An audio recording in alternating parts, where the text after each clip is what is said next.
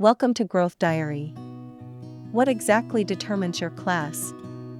American scholar Thomas Corey once did an experiment. He spent 5 years interviewing 233 self-made rich people and 128 poor people, while comparing their daily trajectories.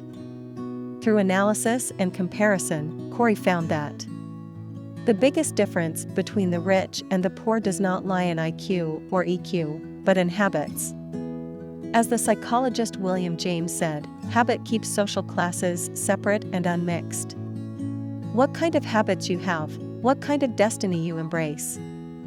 1. Work habits widen the gap in life. In Jobs' biography, such a past event is described. About 50 years ago, Jobs was a big boy who had just entered high school. In the summer vacation of his first year of high school, he got an opportunity to work in a Hewlett-Packard factory. His job consists mainly of installing basic components on an assembly line. An ordinary job, but inspired Jobs' great enthusiasm. He felt that his worth was reflected, so he often shared his love for the job with a coworker. Then Jobs asked the coworker, "What do you like best?" The worker replied twice, "I like fooling around, I like fooling around." Decades later, everyone can guess the difference in the circumstances between the two. Jobs became a world-famous CEO, while that worker was still in a factory, reluctantly and idly doing a low-paying job. Why tell this story? Because the first thing that widens the gap between people is the habit of work. The biggest difference between the elite class and ordinary people is that they are always striving for excellence in their work and always full of enthusiasm. So they will continue to improve themselves in their work, constantly improve their own value, and constantly leap to a higher level. And most of us are used to having a worker mentality, thinking that working hard is taking advantage of the boss. So, paddling for fish day after day has made the current predicament a vicious circle. Kazuo Inamori said, "Apart from working hard, there is no second road to success." What kind of class a person wants to reach and what kind of life he wants to live depends on how he treats his work. When you are passive and sabotage your work, and you hit the clock for a day as a monk, your fate will slide down invisibly until you fall into a lower class. But when you develop the habit of active work, your ability will be experienced and improved invisibly, and you will be able to reap the growth of the strong. 2. The habit of reading can divert the direction of fate. The New York Times did a survey. During the 10-year period from 2007 to 2017, the education expenditure of middle-class families has hardly changed, accounting for about 1% of annual household income. For the richest 1% of the elite, education spending has increased by 3.5 times, accounting for 6% of annual household income. Why do more successful people pay more attention to reading? Because in their past life experience, they can better understand the truth of the saying knowledge changes destiny. A reporter asked Zhong Qingho, the boss of Waha, "What entertainment hobbies do you usually have?" Zhong Qingho said, "Read books." Zhong Qingho never drank alcohol, never smoked, and had no hobby of gambling. His only entertainment was reading. The same is true for Wang Shi, the founder of Vank. His leisure entertainment method is also reading. In 2021, read more than 300 books, with an average of 6 books per week. I remembered that someone asked Yu Minhong before, how does the gap between people widen? Yu Minhong talked a lot, but one of the important reasons is the habit of reading. We always think that reading is a channel for children from poor families to jump over the Dragon's Gate. In fact, rich people are the first to taste the dividends of reading. The richer people are, the more elite they are, the more they will use books to enrich themselves and improve themselves. And the poorer and the lower class, the more accustomed to playing games, watching videos, and playing mahjong in their spare time. Over time, the rich have been supplementing and the poor have been consuming. The so-called class solidification seems to have come about in this way. Ordinary people who give up reading never know how far they can go. Only ordinary people who can pick up books can realize real class leaps. 3. Habits of thinking determine the level. In the book The Head Determines the Money Bag, there is such a story. There were two people who were so poor that the government gave each of them a living allowance of 100 yuan.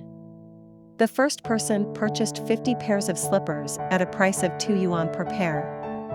I sold each pair for 3 yuan on the street stall and got a total of 150 yuan.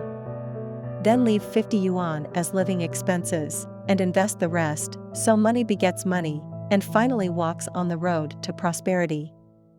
And the other person used all the 100 yuan to buy rice, oil, and salt. As a result, in less than a month, the oil and salt were eaten up, and the poor were still poor, still starving in place.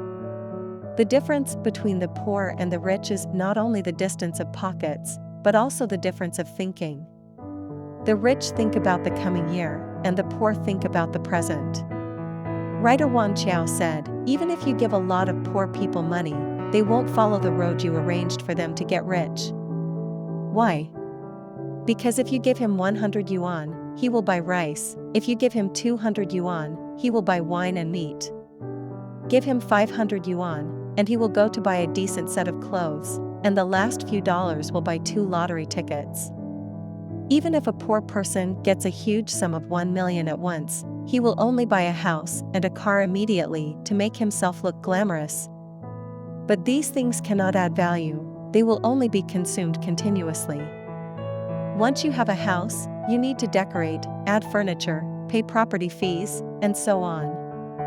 With a car, there are gas costs, road maintenance costs, repair costs, insurance costs, and so on. Even if you don't move, the parking fees over the years can add up to a staggering amount.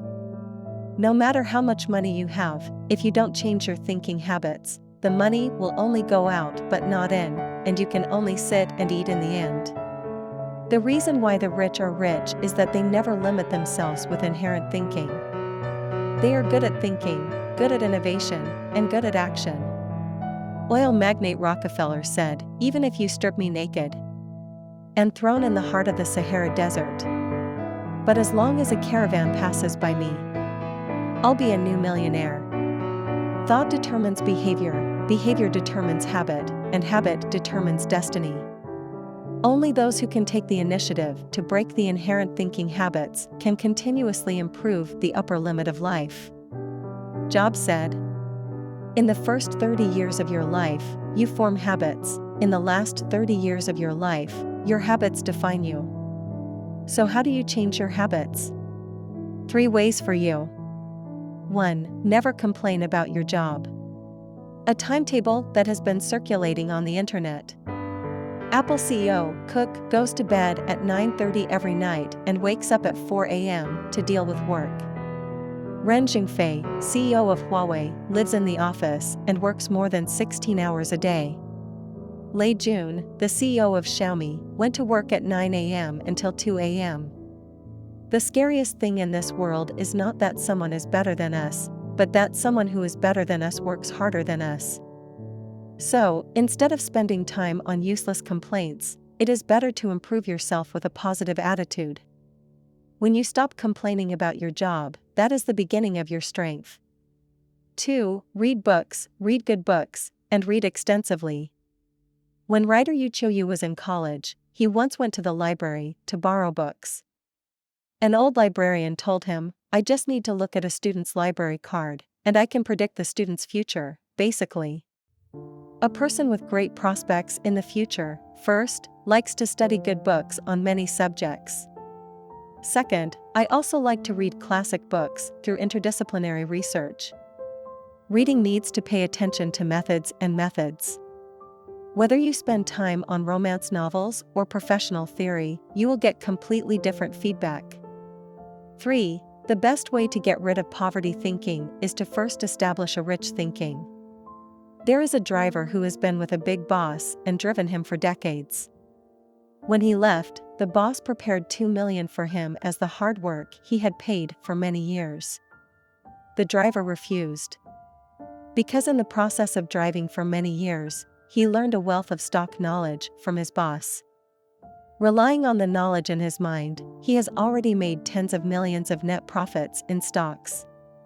The Jews have such a philosophy. If you want to become rich, you must learn from the rich. Even if you stand among the rich for a while, you can smell the breath of the rich. The best way to get rid of poverty thinking is to learn the thinking and methods of rich people. In imitation, constantly adjust your own way of doing things, and constantly refresh your idea of making money. Only such a virtuous circle can make us stronger and have the opportunity to break through the existing circle. The writer Banshon has worked as an executive in many well-known companies. After middle age, he compiled his perceptions in the workplace and life and wrote a book anthology of Banshon. There is such a passage in the book, which deeply touched me after reading it. Any kind of success in life is a habit of success, any kind of failure is a habit of failure, and any kind of reality is the reality shown by a person's habits. The best and worst parts of a person are both in their habits. What kind of habits you choose, you will choose the kind of life you choose. Changing the habit of thinking can lead to a change in action. Only by changing the habit of action can we realize the leap in class. Don't complain about the solidification of class. What is solidified is not class, but your habits. From today, turn all useless complaints into useful changes, and go to a better life with your heart. That's all for this issue. Thanks for listening.